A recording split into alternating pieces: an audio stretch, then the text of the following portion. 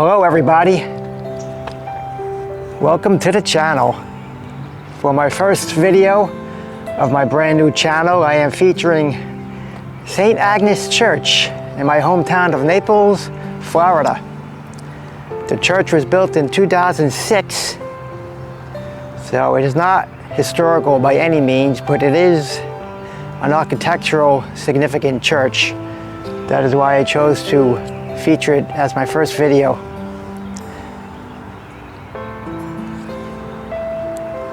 The church features two giant bell towers and is 28,000 square feet in size.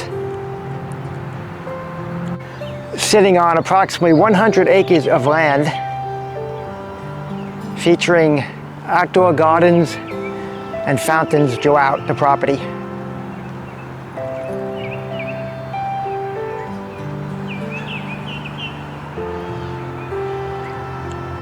Groundbreaking took place in 2002, but the church was not completed until 2006.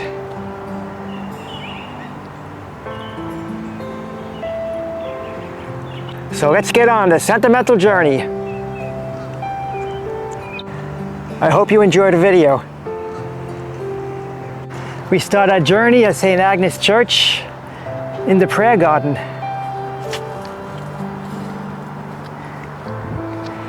Very peaceful setting here. Many people come here to meditate, pray, and I've actually seen an occasional lunch break being taken into the garden here. As you look to the right, you'll see a monument of Saint Gerard. Saint Gerard was born in 1726 in Muro, Italy. He died at the age of 29 of tuberculosis. Very sad. Like I said, most saints and their history are very sad. That's why they become saints. He's the patron saint of expectant mothers and the falsely accused people. That's interesting. There's a story behind that. I won't get into it, but if you want to look up Saint Gerard, you'll see why he is the patron saint of falsely accused people. He was canonized on December 11, 1904 by Pope St. Pius X. Very interesting story he has. When I look him up, like I said, it's fascinating. You'll see the benches in the prayer garden. This is where people actually sit. There's the chapel, believe it or not. There's the chapel, the 2,500 square foot chapel, which is adjacent to the prayer garden. It seats about 200 to 300 people, probably the size of many churches in smaller communities, but that's the size of the chapel here. The main church is 28,000 square feet. When we go in there, you'll see it's a massive church, very pretty. Here's the fountain. Not on at the moment, but when that is on, it's a very pretty effect. The grounds are kept extraordinarily clean here at the church, as you can see.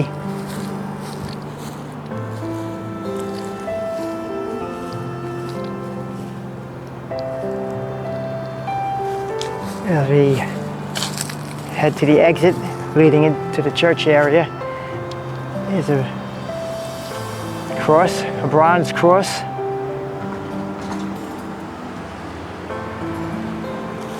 Somebody actually put what looks like rosary beads in the cross, the bottom of the cross.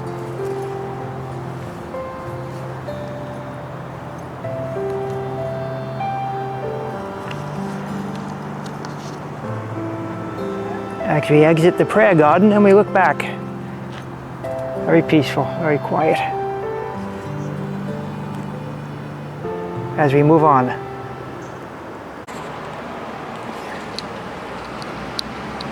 Which takes us to the main entrance of the church. Actually, two main entrances. One on the east side, one on the west side, but I think this is really the main entrance. Here's a dedication plaque.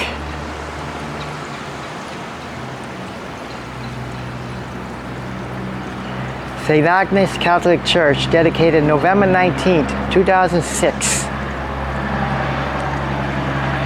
Like I said, not an historic church by any means, but the architectural significance is why I'm featuring it on the channel as my first video.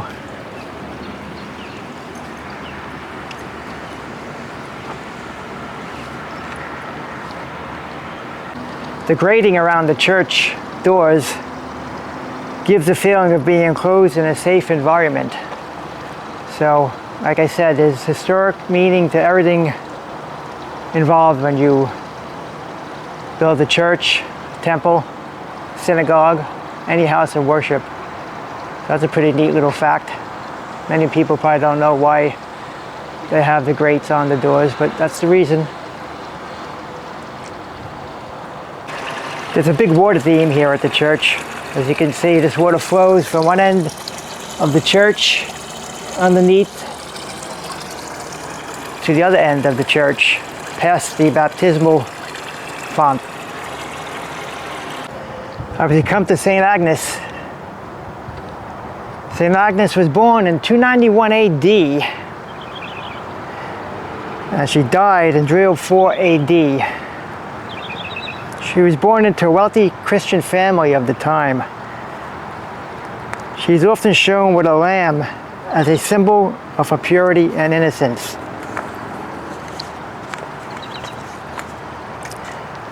She was asked to marry the son of the prefect of Rome, I guess the governor of the time. She refused. She was condemned to death for this and also for being a Christian, which was not a popular belief of the time. Very sad story about Saint Agnes.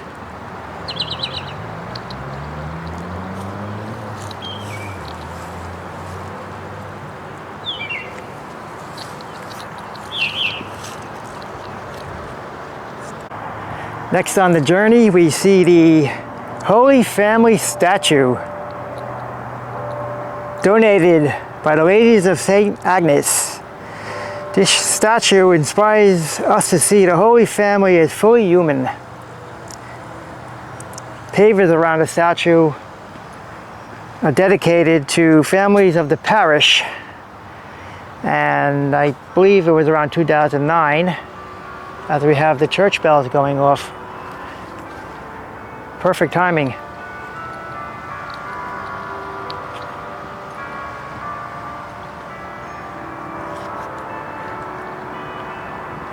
As we move to the Stations of the Cross.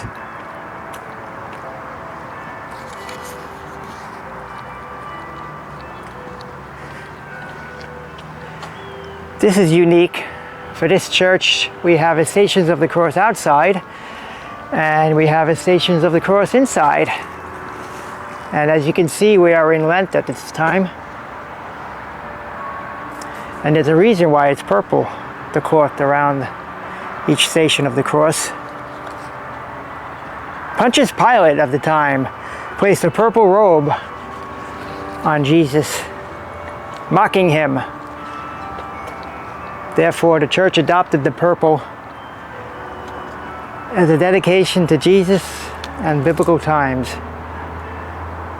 As we walk the Stations of the Cross.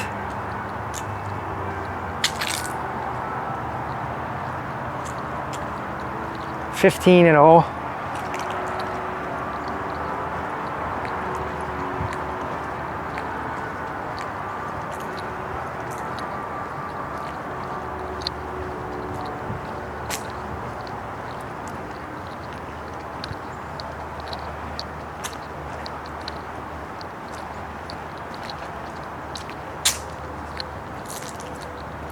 Taking us to the final station,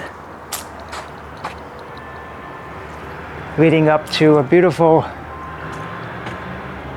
structure of Mary and baby Jesus. Beautiful marble structure, which was dedicated by this person. As I had mentioned, there's a lot of dedications in this church, a lot of parishioners.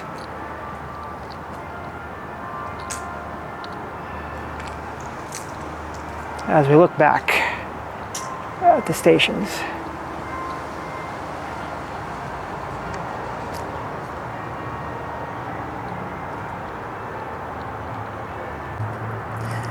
Saint Agnes Church. Andrea Clark Brown was the architect, and it was designed with the Southwest United States style mission design. $7.5 million was pledged for the building of this church, which would probably be well over $30 million today. This is 2006 money. Groundbreaking took place in 2002, and the completion of this church, as I said, was late 2006. There was a one-year delay in the completion of the church because they decided to add the chapel, which I showed you earlier, alongside the prayer garden. So that delayed final construction for about 1 year. It's got intricate architectural design inside and out. And it was, like I said, built with the Southwest United States architecture with two massive bell towers, as you can see, next to the cross. The bell towers ring every hour.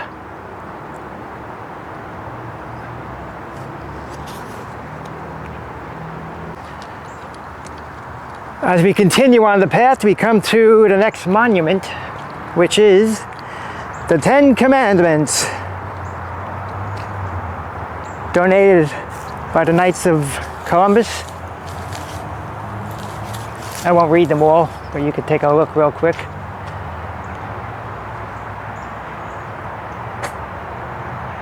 Pretty neat.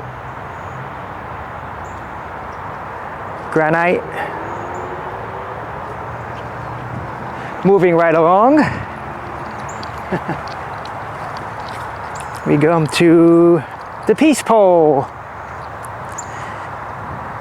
This is interesting. This proves that you do not have to spend thousands of dollars on a monument or a dedication. It looks like they went to a big box store and they bought a fence rail, PVC fence rail, and they cemented it into the ground with some white stones. They put some really nice dedication onto it in loving memory of Deacon Ed McCartney.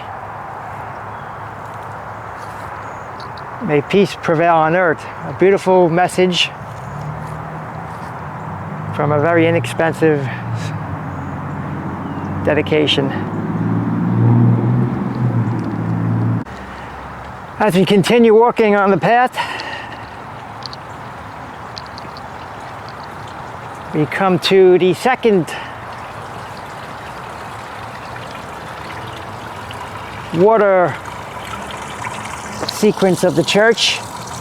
Like I mentioned earlier, there's one also on the east side of the church, which I just showed you by the main entrance. So this one is on the west side of the church, and the water is flowing, recirculated back into the church past the baptismal font. So that's interesting. As we come to a large 15-foot statue of Jesus shining in the sunlight here. Very magnificent structure, very big structure overlooking the church grounds. I'm not sure who dedicated this monument. Not that it matters.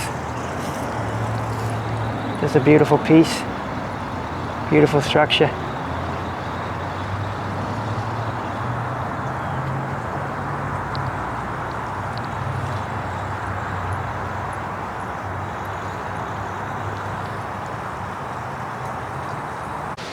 We will head inside the church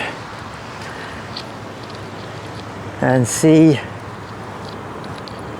what's going on inside here. Remember earlier I spoke about the symbolic meaning of the grates on the doors to show a feeling of security,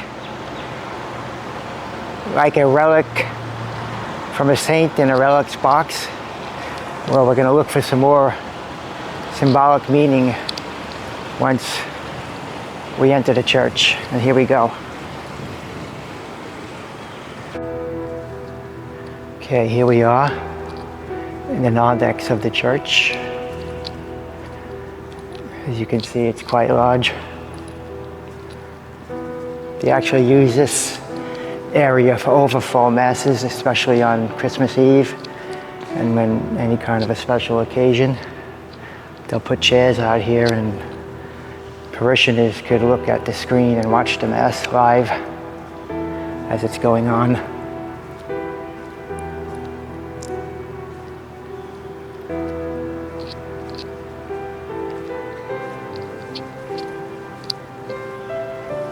It's a massive structure.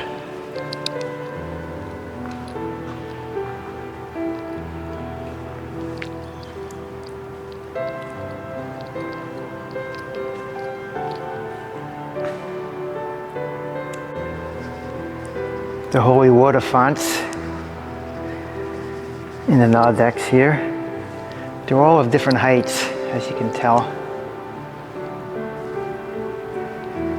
This is to accommodate people of all ages. And it reminds us of our baptism.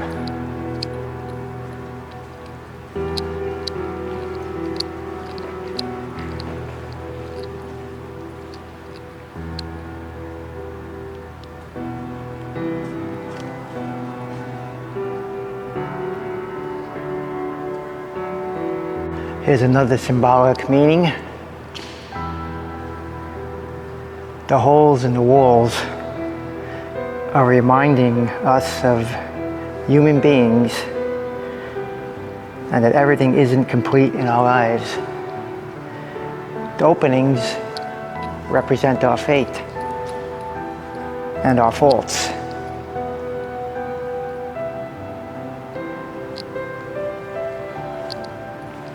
Like I said, there's a lot of symbolic meaning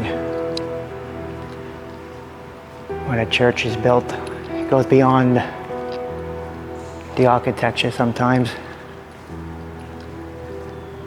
And you could actually look out, which is pretty neat. You can look outside and you can see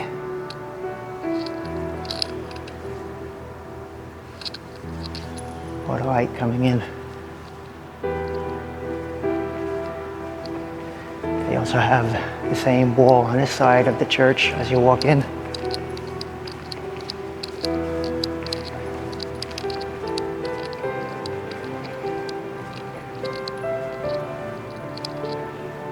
There's a food drop. Society of St. Vincent de Paul, Naples. I guess I just had to pick up. This is where people bring food in to feed the poor. On this side of the narthex is the prayer chapel. Let's see if we can get in there. I don't want to talk too loud.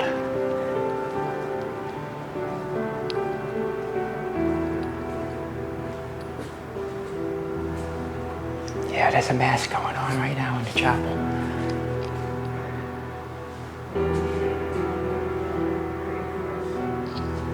That's the holy water right here. Yeah, there's a mass going on.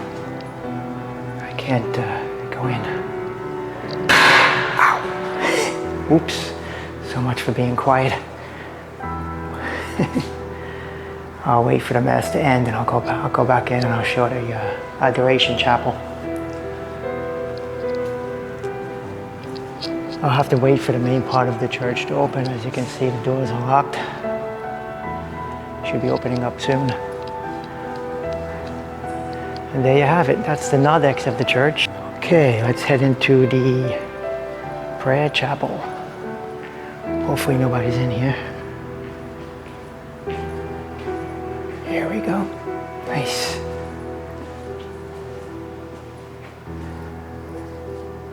Not much to say in words. You could just take a look at it. It's really something to look at.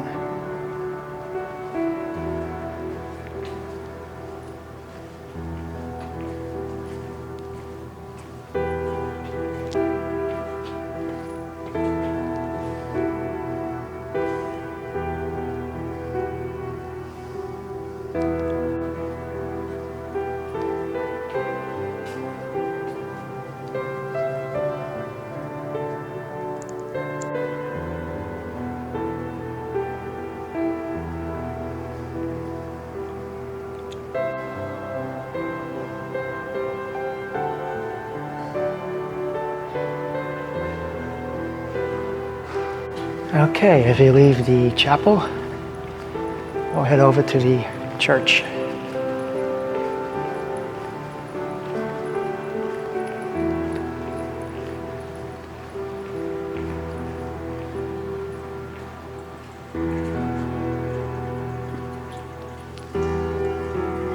I can't talk too much because there's some singing going on.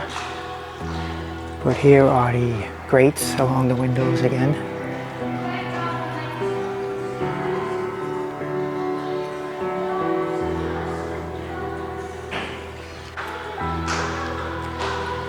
Here is a baptismal font.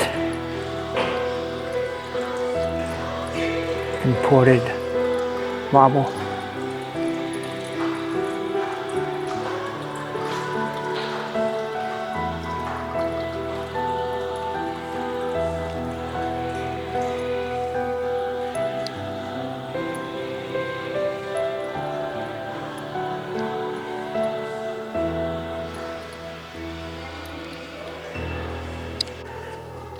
As we walk in, we see Stations of the Cross, as mentioned earlier.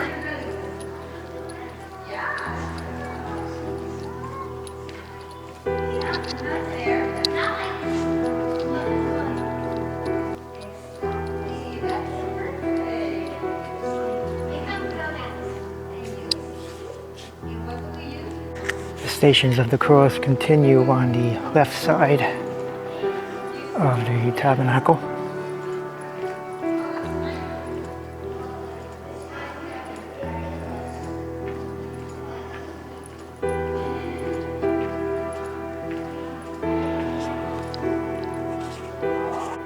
The rainforest garden continues to the tabernacle.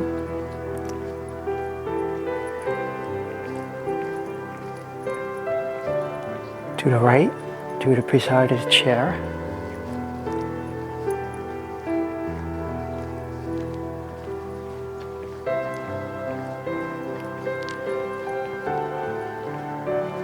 To the ambo to the left.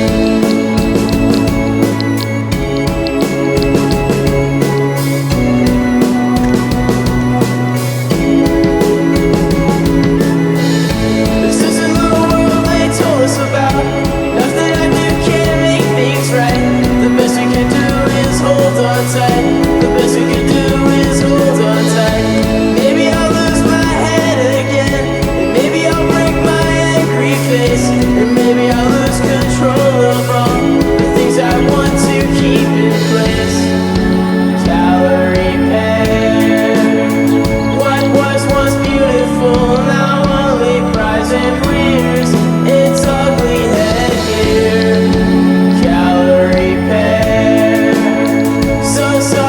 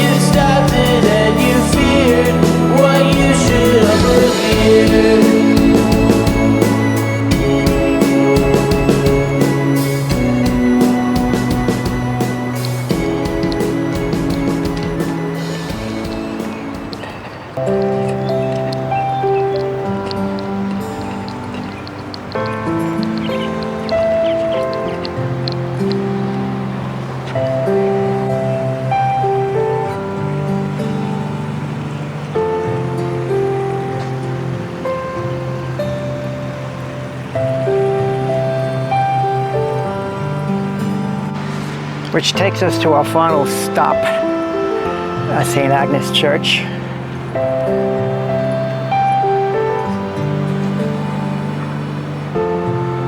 Which is the columbarium, the final resting place of many loved ones of the church. Must be a few hundred names here. Kind of sad at the same time, obviously. The loss of a loved one is not a happy moment, but to make it even sadder, just to show some of the names on here, it's like really? This is a little baby. Deanne Ann Cheng, 2020. Couldn't see life after 1 year. Camilla Piedra, 16 years old. Sad, you know? But that's life. It's the way of the world, unfortunately.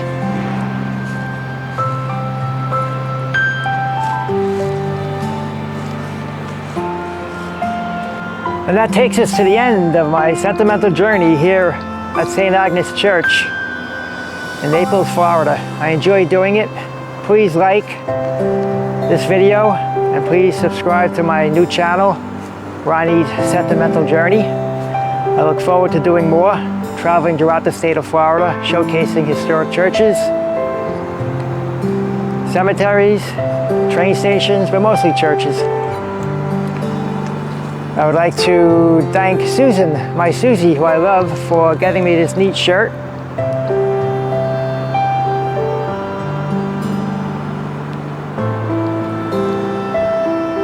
Pretty nice, right? I'd like to thank a few online friends who guided me through the process of setting up the channel. And I'd like to thank Callahan from The Space Underwater for allowing me to use his music in my videos. There is also a YouTuber I would like to thank. Though he does not know me, I've been watching his videos for the last year or so, and I've been enjoying them. Tampa J.